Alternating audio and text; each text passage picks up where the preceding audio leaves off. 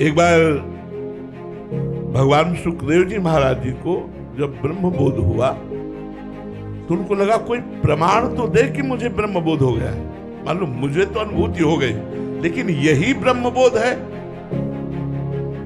ये प्रमाण तो मिलना चाहिए। तो भगवान व्यास देव जी के पास गए, बहुत ध्यान से सुनना। भगवान व्यास देव जी के पास गए तो भगवान व्यास देव जी ने देखा कि संपूर्ण गुरु बुद्धि हम में नहीं है।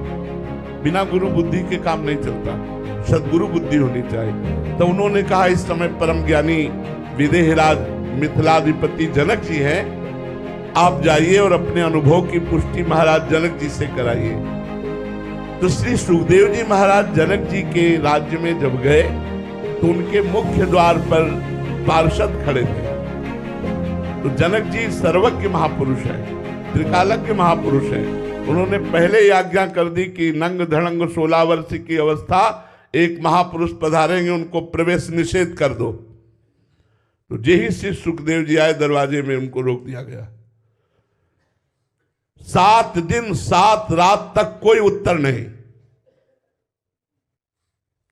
रोज पूछते जनक जी, आज उनके मुखाकृति? बोले भगवान जैसे पहले दिन आए थे वैसे ही प्रसन्न मुद्रा में है।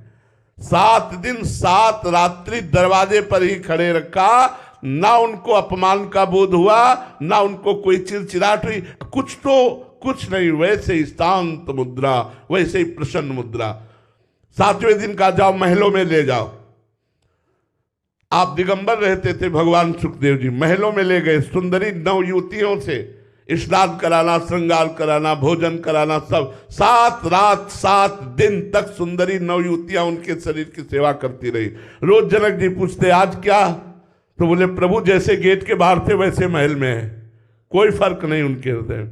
बाद में आरती सजाई और कहा, महाराज आपको जो प्राप्त है उसे ही ब्रह्मबोध कहते हैं। तो जिनको लगता है जिन साधकों को भगवत साक्षात्कार हो गया है, तो मान और अपमान, कंचन और कामिनी इनका प्रभाव ना पड़ता हो, मान लेना भगवत प्राप्त हो गए हो। और अगर तनिक भी प्रभाव पड़ता है तो दंभ और पाखंड में मत रहना, माया धज्जियां उड़ा देगी।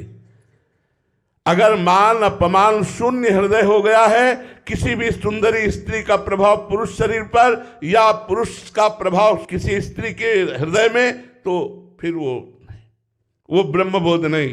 ब्रह्म